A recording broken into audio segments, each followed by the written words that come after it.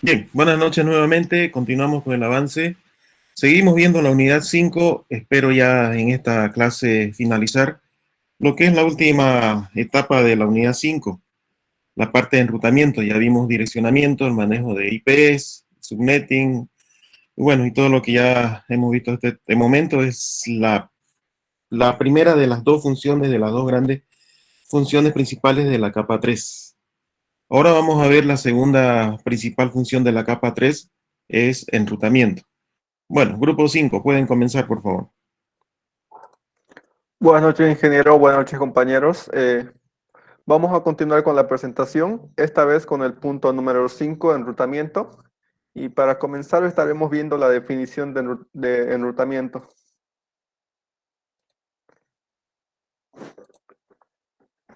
El enrutamiento se refiere al proceso en el que los enrutadores aprenden sobre las redes remotas, encuentran todas las rutas posibles para llegar a ellas y luego escogen las mejores rutas, las más rápidas, para intercambiar datos entre las mismas. Para encontrar estas rutas óptimas, el enrutador debe tomar en cuenta la tabla de enrutamiento y algunos otros parámetros como la métrica, la distancia administrativa y el ancho de banda. Dicho en otras palabras, los enrutadores deciden, después de examinar la dirección IP de destino, dónde enviar los paquetes para que eventualmente lleguen a su red destino, o simplemente descartar los paquetes si es que por algún motivo fallaran todos los intentos de enrutarlo. Algo a tener en cuenta es que al principio un enrutador no conoce ninguna otra red que no sea la que está directamente conectada al enrutador mismo.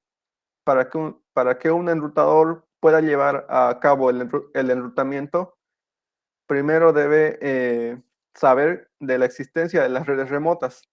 Y para que esto suceda, el enrutador tiene que estar configurado con enrutamiento dinámico o enrutamiento estático, que son dos puntos que hablaremos más adelante. Para entender y visualizar a qué se refiere el proceso de enrutamiento, podemos observar la animación de la izquierda que muestra a pequeña escala a qué se refiere este proceso. Podemos ver en primera instancia que un host intenta enviar un mensaje, un host dentro de una red LAN intenta enviar un mensaje a otra red LAN que se encuentra en una red remota. En este punto el mensaje llega al router que está en la frontera de la red y la red LAN y tiene varios caminos por los cuales puede continuar su camino. En este punto el router tiene que decidir cuál es la mejor ruta por la cual reenviar el mensaje o el paquete. Como se puede ver en esta gráfica, en esta animación, pues existen tres caminos. En este caso toma el camino del medio, que a simple vista es la que es la más corta y luego llega a su destino. Y en la animación de la derecha podemos ver con más nodos cuáles son las posibles rutas que pueden tener dos nodos que se encuentran en extremos de las redes para enviarse paquetes. Como curiosidad, los principios del enrutamiento se pueden aplicar a cualquier tipo de red. Puede ser una red telefónica o incluso hasta el transporte público. Pero en el caso de las redes de conmutación de paquetes como Internet, el enrutamiento selecciona las rutas para que los paquetes del protocolo de Internet vayan desde su punto de origen hasta su punto de destino. Algoritmos de enrutamiento. A partir de aquí, ingeniero, va a presentar mi compañero Teo Javier. Muy Eh, bien. Voy a dejar compartir pantalla con su permiso.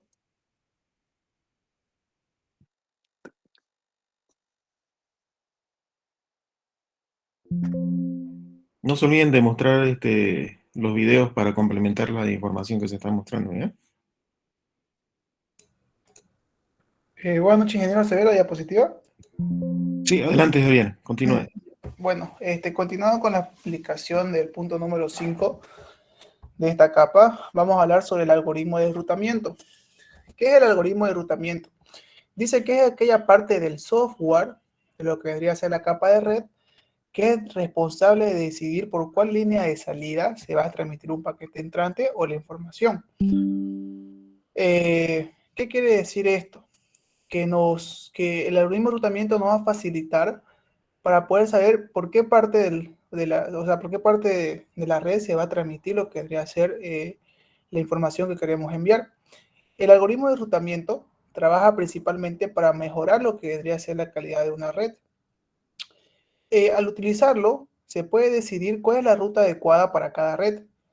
Además, hay que tener muy en claro que cada tipo de algoritmo de enrutamiento trabaja de acuerdo a los protocolos existentes que hay. Más adelante vamos a ver cuáles son esos tipos de protocolos, pero para mencionar algunos está RIB o SPF y otro. Exactamente, ¿qué es lo que hace el algoritmo de enrutamiento?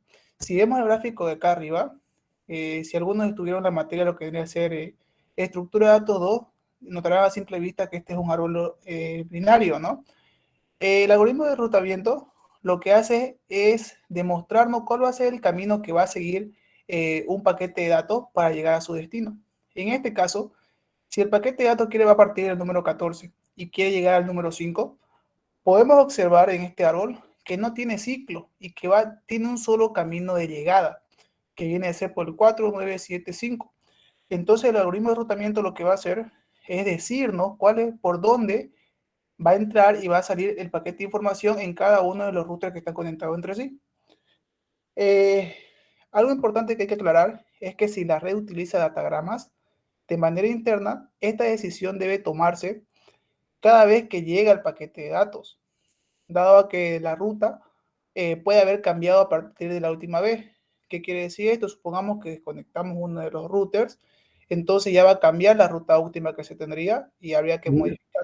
Javier, perdón, antes que continúe, por favor, recuérdanos al curso qué es datagrama y qué es circuitos virtuales, porque eso se va a utilizar bastante. Por favor. Datagrama lo tengo muy en conocimiento, ingeniero, lo que debería hacer. Ya, bueno, lo comentamos al principio de la unidad. Datagrama es cuando se establece un camino y por ahí van a viajar todos los paquetes. Recuerden ustedes que la información que se envía no viaja de todo en su total integridad, sino que el mismo sistema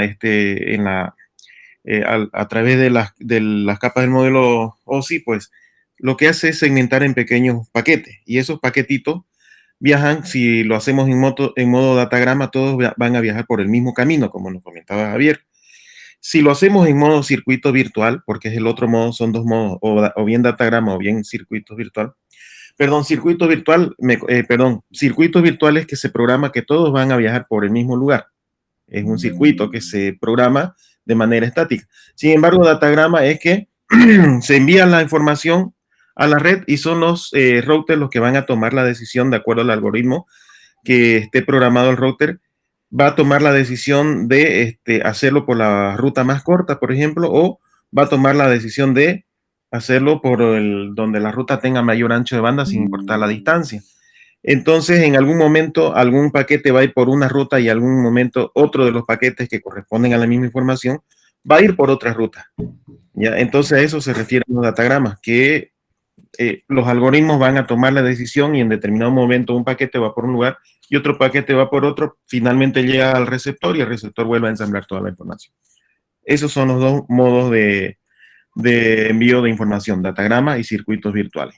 ¿Alguna pregunta hasta aquí? Antes que continuemos, porque se va a necesitar conocer estos conceptos. ¿Se entiende? Datagrama y circuitos virtuales, compañeros. Continúe, Javier. Listo. Pasaremos a lo que debería ser el principio de optimización. Se dice que el señor Bellman, en lo que debería ser el año 1957, establece la siguiente ley. Que si un enrutador J se encuentra en la ruta óptima entre I y K, entonces la ruta óptima de JK también se encuentra en la misma ruta. Más adelante vamos a explicar más a fondo ese pequeño concepto. Entonces, ¿qué debería ser principio de optimización? Cuando se utiliza principio de optimización en los algoritmos de enrutamiento, lo que se trata de hacer es eliminar todo lo que vendría a ser los ciclos dentro de una red para convertirlo en circuito, lo que debería ser un árbol sumidero divergente. ¿Qué quiere decir esto? Vemos estos dos gráficos, el gráfico A y el gráfico B. Vemos que en el gráfico A existen ciclos. ¿Por qué existen ciclos? Si yo quiero ir de M a, o sea, de M puedo partir y puedo volver a M, porque existen diferentes caminos que me van a volver a llevar a mí mismo. En cambio, en el gráfico B podemos ver que no vamos a volver a M por ningún otro camino y solamente va a existir un camino de una dirección a la otra. Lo mismo que se decía en el concepto de Bellman. Si yo quiero dirigirme de M a A en el gráfico B, solamente tengo un camino. En cambio, en el gráfico A tengo distintos caminos por los cuales me puedo dirigir. Por ejemplo, puedo dirigirme por por N, J, C, A y B y llego a A. Y también puedo tomar el camino de L, G, D y llego a A. Entonces, cuando hablamos de optimización, intentamos eliminar todos los ciclos para que no existan problemas más adelante. Entonces, para quedar en claro, se quiere llegar a lo que ya sea a un árbol sumidero, por lo cual esto no contiene ciclo, y cada paquete se va a entrar en un número de saltos finitos ilimitados. Como dijimos, no va a tener más que un solo camino y una sola misma cantidad de saltos. Y esto vendría a ser lo que vendría a ser el principio de optimización. Ahora pasaríamos a lo que vendría a ser las métricas de enrutamiento. Bueno, las métricas de enrutamiento nos sirven para poder determinar cuál es la ruta que se va a seguir, en el cual es preferible cuando existen diferentes caminos o rutas hacia una misma red remota. ¿Qué nos quiere decir esto? Según los distintos protocolos que existen, como ser RIP, IGRP o EIGRP, ISIS o SPF, cada uno utiliza distintas métricas. Cada uno de estos protocolos vendría a utilizar distintas métricas, como por ejemplo RIP utiliza el conteo de saltos para poder saber cuál va a ser su mejor camino que va a tomar entre un router y otro. RIP utiliza lo que debería ser el conteo de saltos. Dice que escoge que, bueno, para él va a ser su mejor camino, se elige teniendo en cuenta la ruta con menor cantidad de saltos. ¿Qué quiere decir esto? Si yo me quiero dirigir del router A al router B, tengo dos caminos en esta topología, ¿no? Puedo irme por C a B y de A directamente a B. Entonces, si yo me voy por el protocolo de RIP, escogerá el que tenga menor conteo de salto. Entonces, ¿cuál de estas dos rutas va a escoger? Obviamente va a escoger la ruta directa de A a B, porque solo tiene un salto. En cambio, si nos dirigimos por la otra, va a tener AC y de C a B, que serían dos saltos. Por lo cual RIP va a tomar esta ruta. Bueno, este camino.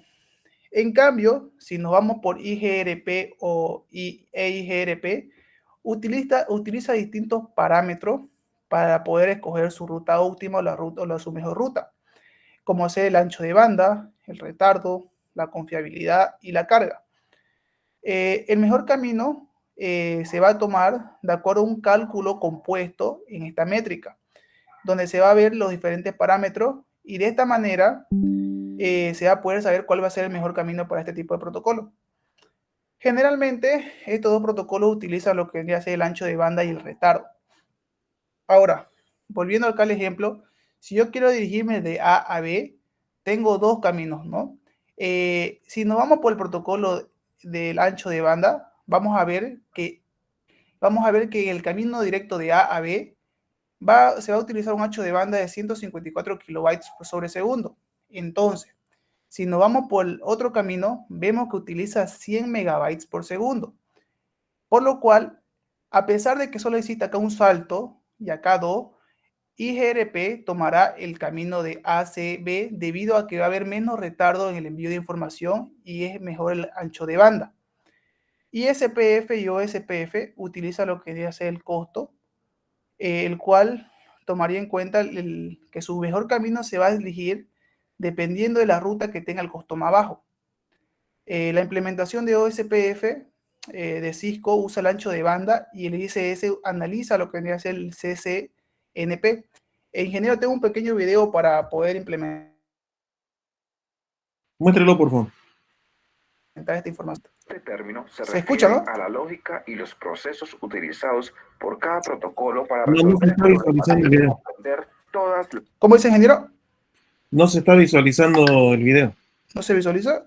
Sí, has tenido un retraso en la transmisión. A ver. Volverlo a conectar a la pantalla. Listo.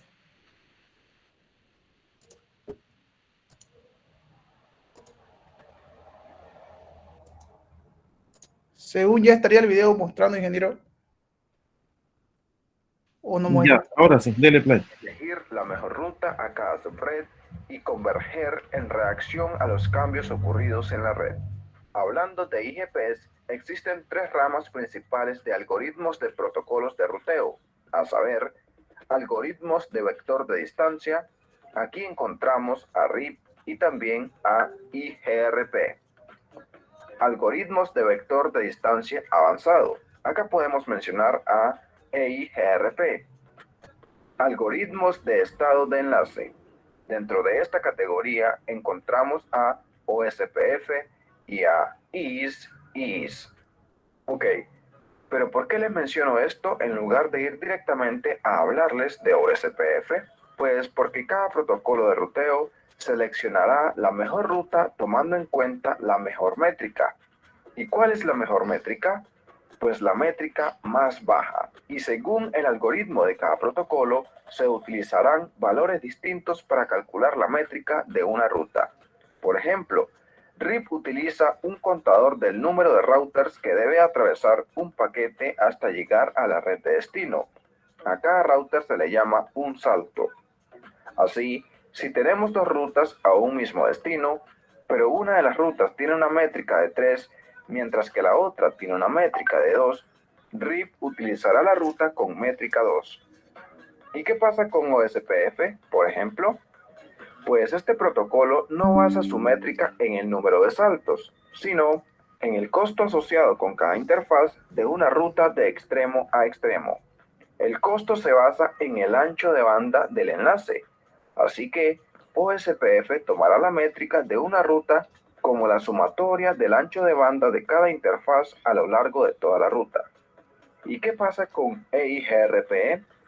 Pues este protocolo calcula la métrica basándose en ancho de banda y el retraso acumulado asociado con cada interfaz del enlace de la ruta. Si por ejemplo tenemos el siguiente diagrama de red, donde el router A quiere alcanzar la red local del router B. Sabemos que la velocidad con que se comuniquen nuestros dispositivos ha sido, es y será algo prioritario.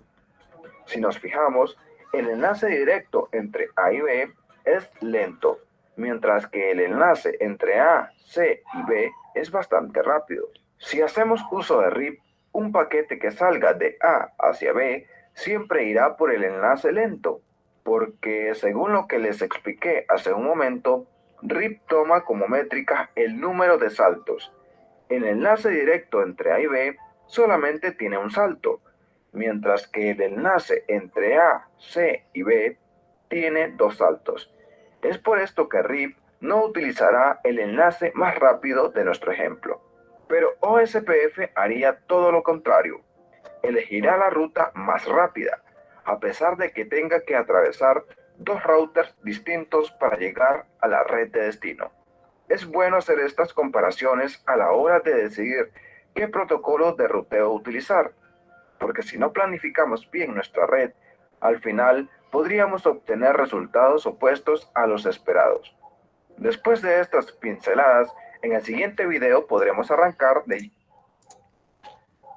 Eso sería parte del video, ingeniero. Voy a continuar con la exposición. Bien, el video tiene que pasarme todos los videos para que lo suba a la plataforma, por favor. Sí, ingeniero, lo tengo descargado. Yo lo paso, no se preocupe. Ya, continúe. Las tablas de enrutamiento.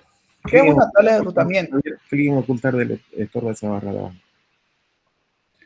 La tabla de enrutamiento es un conjunto de reglas. Javier, ¿me escuchó? Hola. No, ingeniero, no le escuché. Ahí en su pantalla dice dejar de compartir, ocultar, dele clic en ocultar. Ahora, continúe, por favor.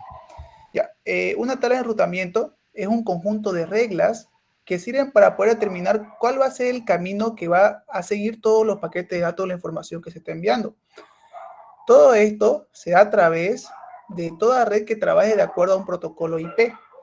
¿Qué quiere decir entonces? Que cada dispositivo que tenga una posibilidad de tener alguna dirección IP, incluyendo ya sea routers, computadoras con distintos tipos de sistema operativo, como ser Windows, Linux o Mac, tienen una tabla de enrutamiento para poder saber cómo llegar a su destino.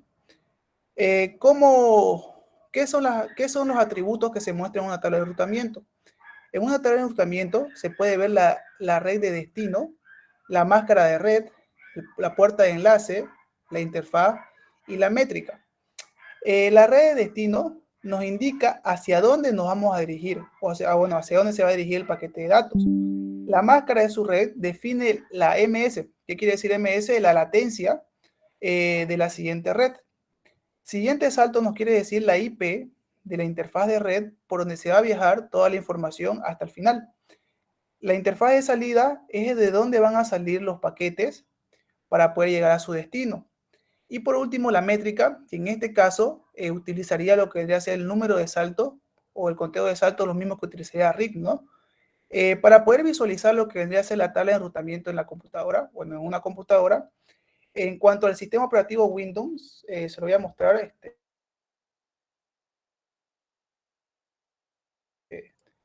Y uno tiene que dirigirse a route print. Y como se puede ver aquí, no sé si se está visualizando, pero encontramos la tabla de enrutamiento de IPv4, que tiene casi la misma característica que la tabla que había sacado de internet. Como se puede ver, cuenta con todas las características, como destino de red, máscara de red, puerto de enlace, interfaz y métrica.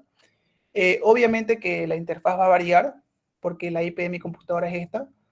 Y también encontramos lo que es la tabla de enrutamiento de IPv4, que cuenta con diferentes características, ¿no? Como rutas activas y la puerta de enlace. Bueno, continuando, entraríamos en lo que vendría a ser los protocolos de enrutamiento. ¿Qué vendría a ser un protocolo de enrutamiento? Los protocolos de enrutamiento son el conjunto de reglas que cada router va a saber para poder comunicarse con otros routers, con el fin de compartir información. Esta información se va a utilizar para poder construir y mantener todas las tablas de enrutamiento que hemos mencionado en el concepto anterior. Los protocolos que se utilizan en la capa de red, que transfieren datos desde un host. ¿Qué vendría a ser un host? Es una computadora, computadores conectados a una red a través de un router. A esto se le denomina lo que vendría a ser protocolos enrutados. Existen dos tipos de enrutamientos, ¿ya? Está el enrutamiento estático y el dinámico. El dinámico tiene varias subdivisiones. En este caso vamos a hablar primeramente del estático. ¿Qué es enrutamiento estático? Es aquel en el cual el que administra la red debe encargarse, ¿no?, de configurar manualmente todos los routers que forman la red. Esto en muchos casos, si la red es demasiado grande, suele llevar mucho tiempo. Y es un poco más complejo para el administrador tener que configurar a uno los routers de toda la red que se encuentran. Cuando se lleva este tipo de enrutamiento a cabo, hay que acceder a cada router, ¿no?, configurarlo individualmente y enseñarle todas las rutas que existen en toda la red. Viendo el gráfico de abajo, podemos ver que el administrador se va a ir conectando router a router, configurando todas las necesidades que tenga o que necesite la red para poder conectarse entre todos, ¿no? Enrutamiento dinámico. Perdón, Javier, voy a complementar una diapositiva antes. Ya. Si ustedes se dan cuenta, compañeros, lo que acaba de explicar Javier, ha hecho una configuración de cada uno de los routers indicando cuál es el camino que van a seguir.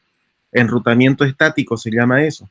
De acuerdo a lo que les expliqué hace rato, entonces estaríamos hablando de circuitos virtuales o datagramas. ¿Qué sería?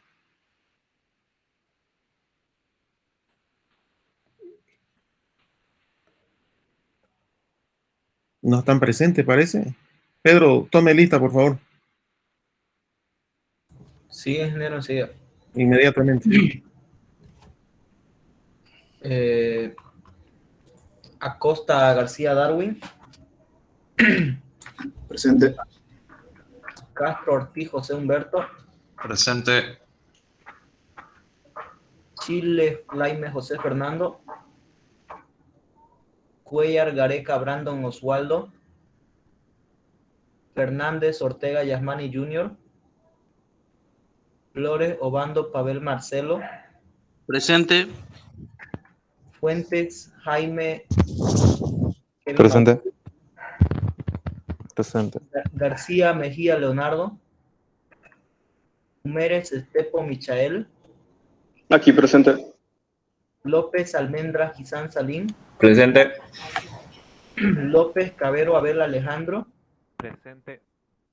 Mejía Orihuela Marina. Presente. Mendoza Cruz Mario.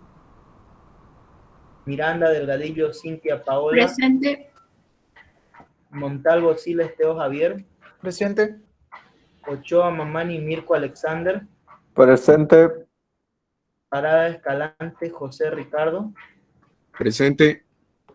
Pedraza Paticú Waldo Alejandro, Inaya Olivera Carla Jimena, Presente. Rivero Baltasar Carelis,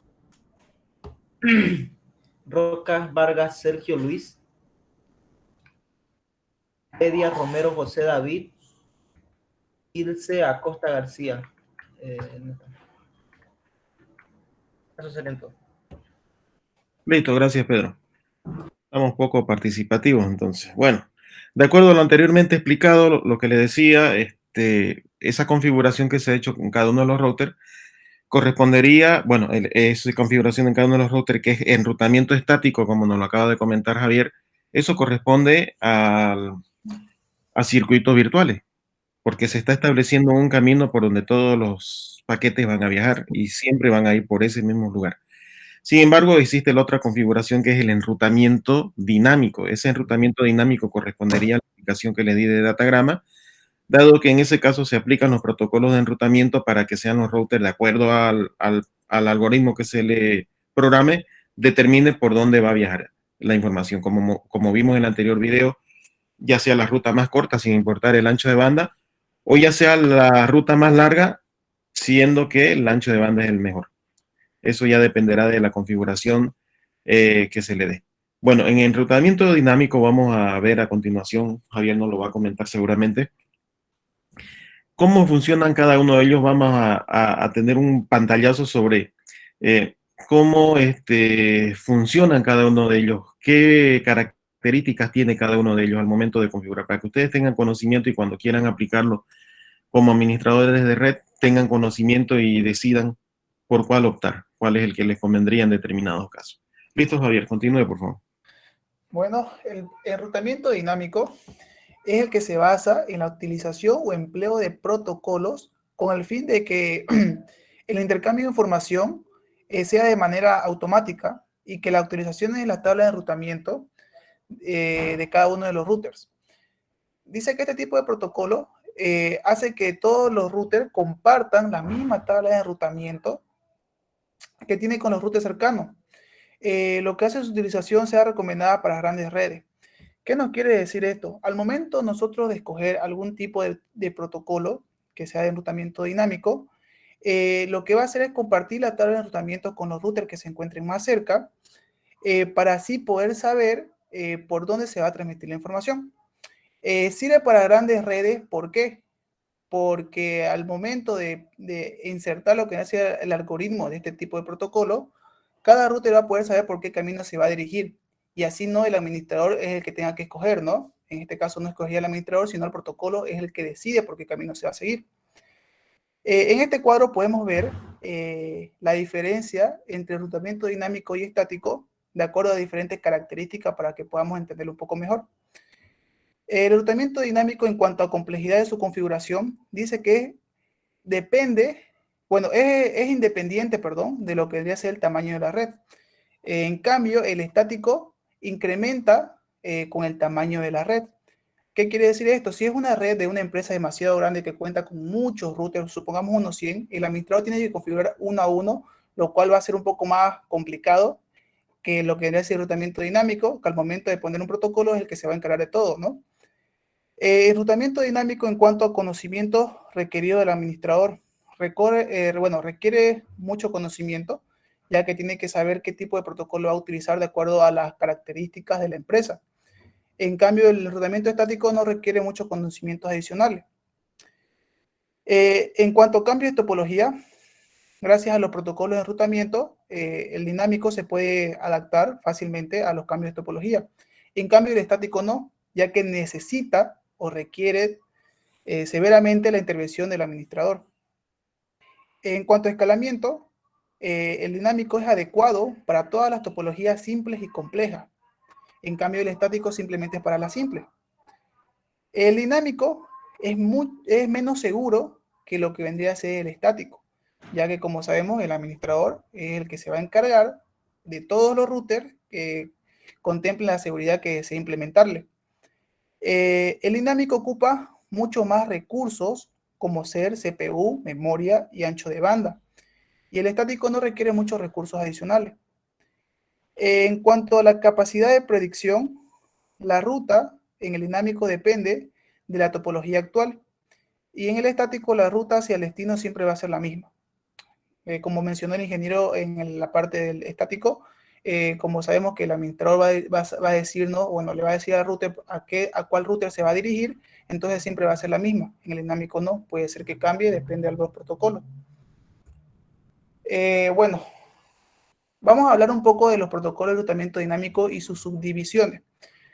Vamos a darle un pequeño vistazo a cada uno de los protocolos y cómo funcionan. Cuando hablamos de gateway, hay que tener en claro qué significa puerto de enlace. Muchas veces vamos a ver ese concepto, bueno, esa palabra en lo que le hace las redes. Gateway significa puerto de enlace. El protocolo de enrutamiento dinámico se subdivide en dos, en protocolo de puerto de enlace interior y protocolo de puerto de enlace exterior. En el protocolo de puerto de enlace exterior encontramos simplemente el BGP. En cambio, en el de puerto de enlace interior tenemos dos tipos de protocolos o dos subdivisiones. Protocolo de vector distancia y protocolo de estado enlace. En los protocolos de vector distancia tenemos dos.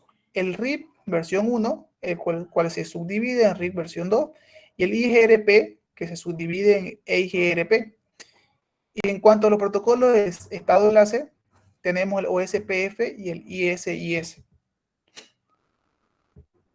Cuando hablamos de protocolos externos, nos referimos a los protocolos que manejan información de la ruta entre diferentes sistemas autónomos. Bueno, en este momento nosotros nos preguntamos qué es un sistema autónomo, ¿no? Dice que es un conjunto de redes o routers que poseen la misma regla de enrutamiento y están sometidos a la misma política de administración. Si nos centramos en este gráfico de acá, podemos observar que tenemos dos sistemas autónomos. Este conjunto de routers que va a ser un sistema autónomo y este otro conjunto de routers que va a ser otro sistema autónomo. ¿Qué es lo que hace el protocolo de gateway externo? Mediante este protocolo vamos a poder conectar estos dos sistemas autónomos mediante lo que es el BGP. Esa es la principal función del protocolo del gateway externo. Y en cuanto hablamos al interno, es el que va a configurar la red dentro de un sistema autónomo. El externo lo hace entre sistema autónomo y el interno dentro de un sistema autónomo. Ahora vamos a ver la subdivisión del protocolo de de puerto de enlace externo, el cual viene a ser el de frontera. Dice que este protocolo de frontera, el BGP, se utiliza entre sistemas autónomos debido a que provee un sistema de enrutamiento interdominio. Además, este nos va a garantizar, ¿no?, lo que vendría a ser el intercambio de información entre todos los sistemas autónomos para que este pueda estar libre de lazos. En cuanto a protocolo de puerto de enlace interno, si lo quieren, bueno, su sigla sería IGP. Estos tipos de protocolos se utilizan dentro de un sistema autónomo, a los cuales también le podemos llamar un routing interno de sistema autónomo. Muchas de las empresas que nos proveen sistema internet utilizan este tipo de protocolos dentro de sus redes o en las redes internas. Es muy común encontrar este tipo de protocolo en las empresas que tienen redes, ¿no? Por lo general, muchas empresas ya hoy en día utilizan esta información. Los IGP incluyen distintos tipos de protocolos de acuerdo a su subdivisión. Puede ser RIP, EIGRP, OSPF, ISIS y otros dos más que vamos a mencionar más adelante. Una vez más vamos a recalcar, porque es muy importante saberlo y tenerlo bien claro, la diferencia entre externo e interno.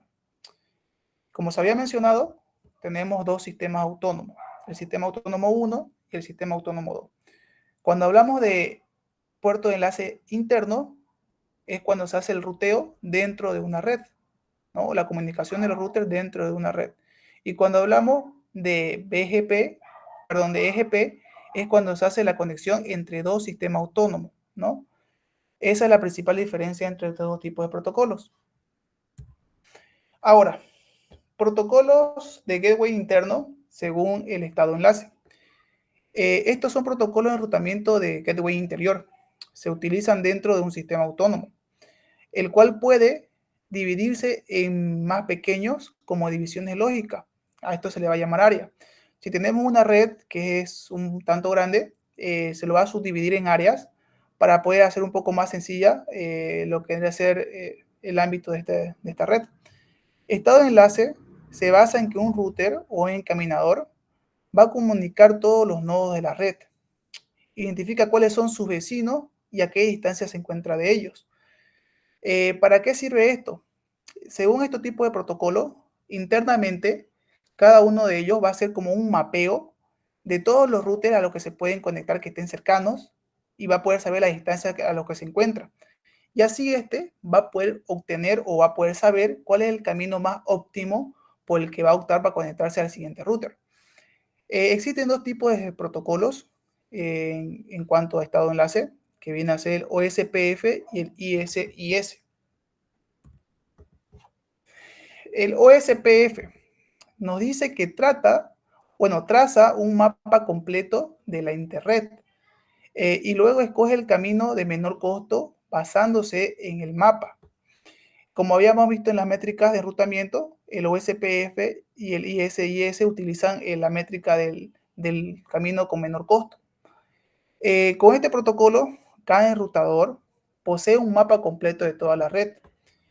En caso de que algún momento alguno de los enlaces de algún router que está, bueno, uno de sus vecinos fallara, entonces OSPF, debido a que conoce el mapa de toda la red, va a poder localizar y va a resolver de manera sencilla y rápida un cambio alternativo al distinto basándose en el mapa que tiene, ¿no? Que ha conocido al principio de la red. ¿Cómo se sabe a qué está conectado cada enlace? Dice que OSPF puede construir una base de datos interna, todos los enlaces de la red, y luego utiliza el algoritmo llamado SPF, que significa Shortest Path First, o sea, el primer camino más corto, para poder determinar cuáles son los caminos más cortos de todos los destinos. Hay que tomar en cuenta que el camino más corto no incluye, bueno, tendría que ser debido al costo que le va a implementar a este protocolo atravesar cada uno de los routers. No se confundan con lo que vendría a ser saltos, ¿no? Porque sabemos que este protocolo utiliza el costo. Cada enrutador contiene el mismo mapa de topología. En cuanto a SPF no requiere actualizaciones, se envíen a intervalos regulares, a no ser que se produzca algún cambio en este protocolo. ISIS es un protocolo en cuanto a lo que vendría a ser estado de enlace, que básicamente maneja un mapa, ¿no? Para poder enrutar mediante convergencia. ¿Qué es convergencia? Son redes que se construyen a partir de otras redes. Sabemos que este protocolo es de gateway interior y además este permite a los sistemas intermedios, o sea, que están dentro de un dominio, cambiar su configuración e información de ruteo para poder facilitar la información y poder encaminar todas las funciones de transmisión de la capa de red. En este cuadro podemos ver una pequeña comparación en lo que debería ser OSPF y ISIS. En OSPF la división de área se realiza a través de los dispositivos, en cambio en ISIS a través de los enlaces. En OSPF los enlaces se asocian a las áreas, en cambio en ISIS los dispositivos se asocian a las áreas. Es como si fuera contrario, ¿no? OSPF y ISIS en esos dos ámbitos, ¿no? OSPF requiere un área de backbone, en cambio ISIS no lo requiere.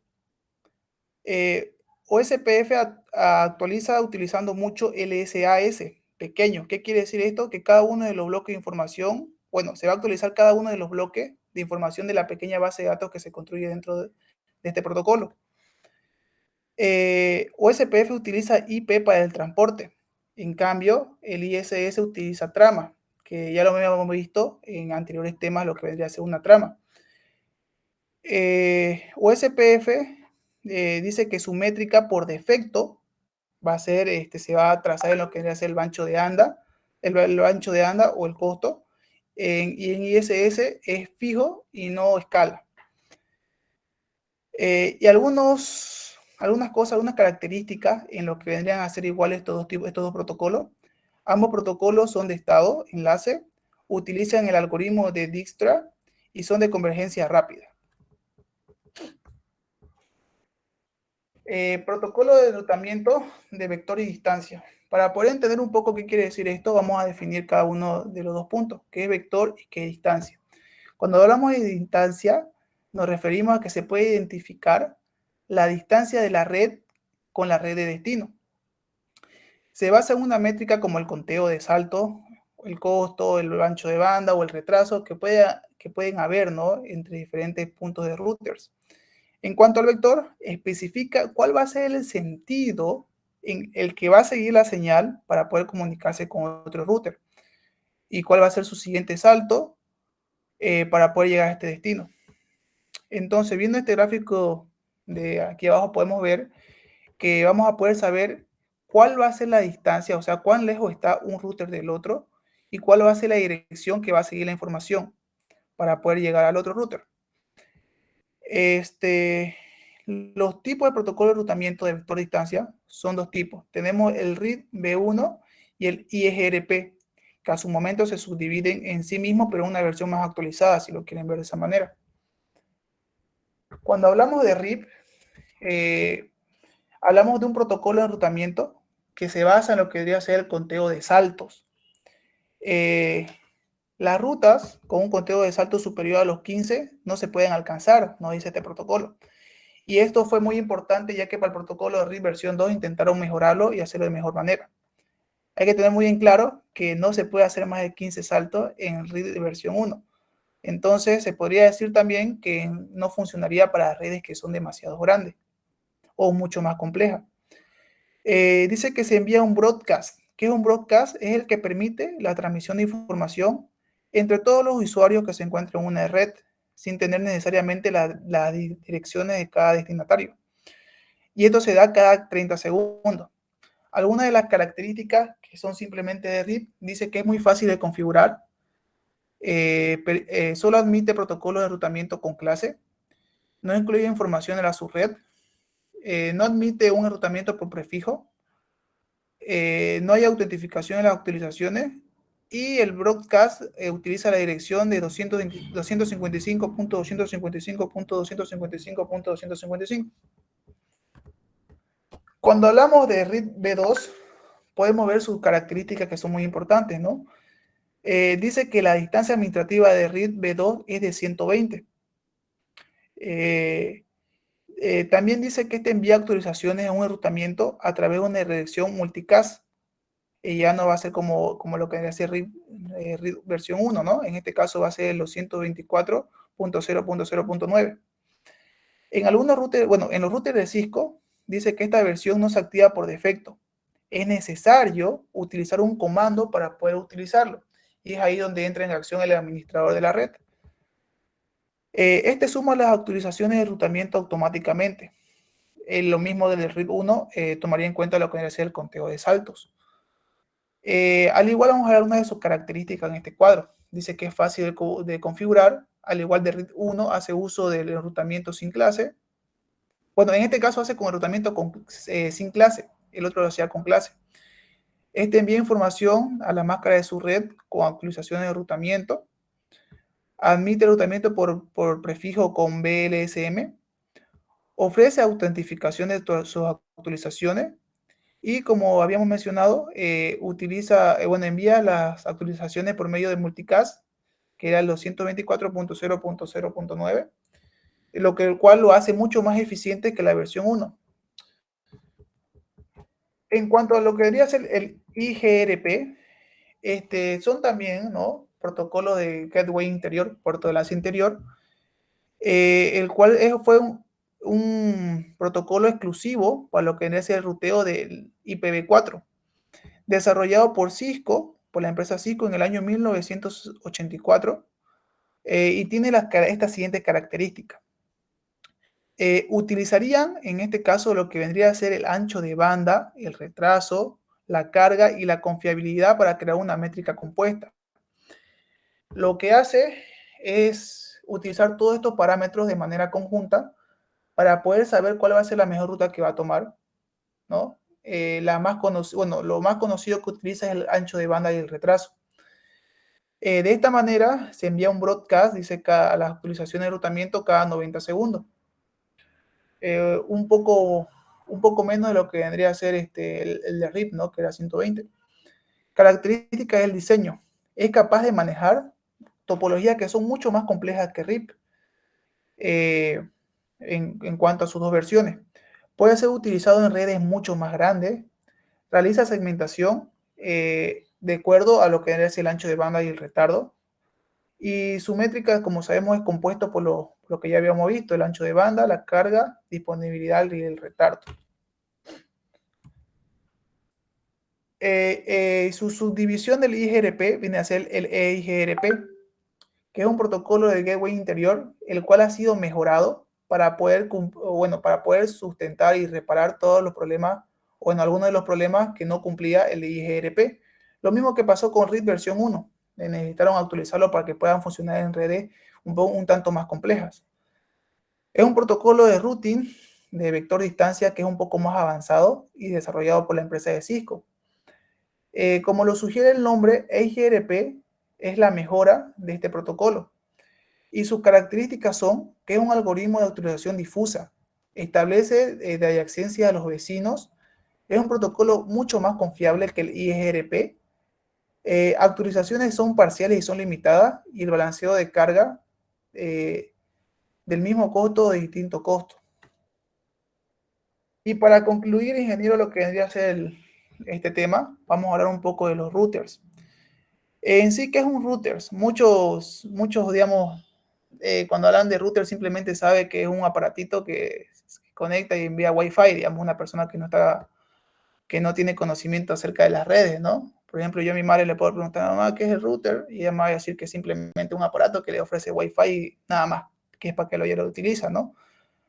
En sí, dice que el router es un periférico que se encarga de llevar la conexión a distintos dispositivos, ¿no? Si el router contiene transmisión de Wi-Fi, puede transmitirlo por Wi-Fi o a través de cable. Es importante decir que un router no está conectado a Internet, sino que está conectado a un módem. Y este módem es el que le va a proveer el servicio de Internet al router. También hay que tener muy en claro que un router no sirve, bueno, no es tan valorizado si no está conectado, ¿no? Lo que podría ser un módem que le provea conexión a Internet. Porque lo que queremos al conectar a un router es transmitir información de distintos lugares del mundo. Es como tener un móvil sin batería, ese sí es que tenemos un router que no esté conectado a un módem. Tenemos un dispositivo, pero no le permite funcionar. O sea, su característica principal, bueno, fundamental del router es transmitir información a gran escala, que esto tiene que ser conectado mediante Internet. Las características de un router son las siguientes. Interpretan las direcciones lógicas de la capa 3 en el lugar de las direcciones MAC, como lo hacen los switch. Son capaces de cambiar el formato de la trama, ya que operan a un nivel superior a la misma. ¿Qué quiere decir eso? No sé si se acuerdan ustedes que la trama tenía 3 partes que son importantes, ¿no? Se dividía en encabezado, trama y cuerpo, si no me equivoco. Entonces, este va a modificar el formato de la trama para poder utilizar los antojos y así poder transmitir la información. Poseen un elevado nivel de inteligencia y pueden manejar distintos tipos de protocolos ya sean establecidos. Es muy importante configurar los routers para poder transferir información a una red, ya sea, como lo vimos, de tipo de enrutamiento dinámico o de tipo de enrutamiento estático. Proporcionan seguridad a la red, puesto que pueden configurar para restringir acceso a los demás mediante un filtrado. Como sabemos, podemos ponerle, digamos, se puede decir, podemos ponerle seguridad, contraseña, para que así sea un poco más segura lo que es el router, tiene esa característica. Reducen la congestión de la red, aislando el tráfico y los dominios de colisión en las distintas subredes que se conectan. Y para finalizar, le quería mostrar, digamos, lo que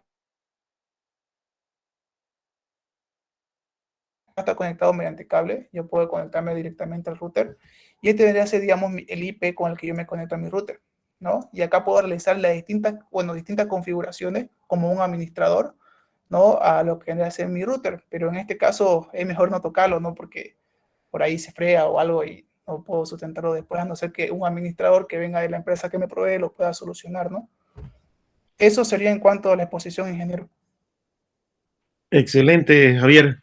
Bueno, eso de la configuración que nos mostraste al final, la verdad que dentro de poco todos nosotros, todos ustedes deberían de ya saber qué es lo que contiene. Van a haber un montón de configuraciones, todo relacionado con direccionamiento IP y parte de enrutamiento. Ahí también están los controles para el tema de restricciones a nivel de direcciones lógicas, incluso de direcciones físicas. Podemos nosotros restringir la conectividad de los dispositivos que lleguen a querer conectarse automáticamente a nuestra red de Wi-Fi, ya sea de nuestra casa, del trabajo, donde nosotros estemos, ¿no? Esas configuraciones son las que yo creo que hasta finalizar Red 2 son las que tenemos que saber. Bien, ¿alguna pregunta, compañeros? Yo creo que estuvo muy buena la explicación, pero si hay alguna pregunta, les escuchamos. Ah, por cierto, me olvidaba. Bueno, aquí les voy a mostrar. Denme un minutito, por favor.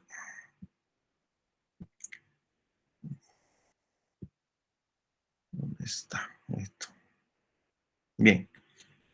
Okay. Bueno, les quería comentar lo siguiente, se me estaba olvidando de la anterior clase. Estuve hablando con un compañero de la facultad, él ya es certificado en CCNA, en Cisco, cursos de Cisco, y él está habilitado para poder dar capacitación. Entonces le dije yo, ¿podrías vos darle capacitación a mis alumnos de Redes 1 para que ellos aprendan el manejo del emulador del Packet Tracer, crear pequeñas redes así y simulando, demostrando, porque en el Packet Tracer muestra toda la trayectoria de cuando uno envía la información, ¿no? Ya sea a nivel de una red local o utilizando router, que es lo que acabamos de ver. Toda la teoría que hemos visto en esta unidad 5 se puede ir viendo en el Packet Tracer, pero esto más que todo porque en redes 2 lo van a utilizar bastante, porque ahí es donde van a entrar ya en la parte de programación de los routers para justamente programar este tipo de algoritmos que acabamos de ver en esta clase y también para hacer la segmentación que vimos en la anterior clase cuando hablamos de subnetting. Entonces, todo eso que vimos en esta unidad, que es una de las más importantes de la materia, ya que es la base para redes 2 y para todo lo que sea redes, incluso yo hasta ahora en mi vida profesional lo utilizo bastante. Entonces, podríamos entenderlo a través del uso del Packet Tracer. Si, no sé si ustedes estuvieran interesados, yo puedo hablar con él. Esta persona me dijo de que puede extenderle incluso un certificado de Cisco, lo cual me pareció muy interesante. Ahí me pasó ese ejemplo de ese sería el certificado, se le puede extender si ustedes hacen el curso de Packet Tracer, en realidad sería Network Fundamentals, porque además de eso van a haber otras configuraciones que la práctica de lo que hemos visto ahora, ¿no? Que les va a servir para redes 2. Me dice el compañero, ahorita voy a leer mis mensajes, dice que podría dar a las clases los días sábado, son tres clases de los días sábado de 8 a 10 de la mañana. Son tres clases, se le emitiría este certificado y el costo de este curso dice que tiene un valor de 100 bolivianos, le podría cobrar por persona. Entonces, si ustedes están de acuerdo, anótense con nuestro coordinador, con Pedro, que él haga la lista. Ya vemos cómo le hacen llegar el pago para que le paguemos al profesor. Esto es totalmente ya externo, ¿no? Por si ustedes quisieran, ¿no? Capacitarse en cuanto a esto. Me parece muy interesante esto del certificado, la verdad, me gustaría que todos ustedes lo hagan. Y lo voy a valorar, les voy a validar la mitad del siguiente examen, el 50% del segundo parcial les voy a validar a quienes me muestren este certificado que hayan hecho el curso, porque realmente creo que vale la pena en su formación de todos ustedes. Voy a, si quieren, pásenle la voz también a los otros compañeros de Redes 1, de los paralelos.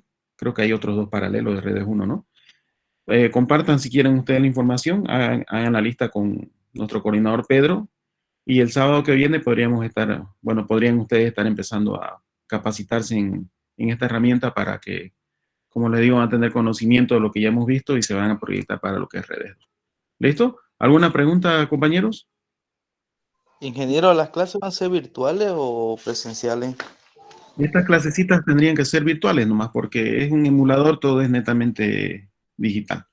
Ya para la parte de cableado estructurado, en la última unidad vamos a ver cómo nos organizamos para que podamos vernos en el laboratorio y hacer la práctica ya física para crear los cables, crear redes ahí físicamente, ¿no? En este caso, lo que me interesa es que ustedes aprendan a utilizar el emulador, el Packet Trace, que por sinergia van a aprender a las demás cosas, ¿no? Las configuraciones, ya se van a adelantar incluso lo que vamos a ver en la unidad 7, y sobre todo este certificado que me parece muy interesante. Yo lo voy a valorar mucho, le voy a validar, como le digo, el 50% del segundo parcial, ¿ya?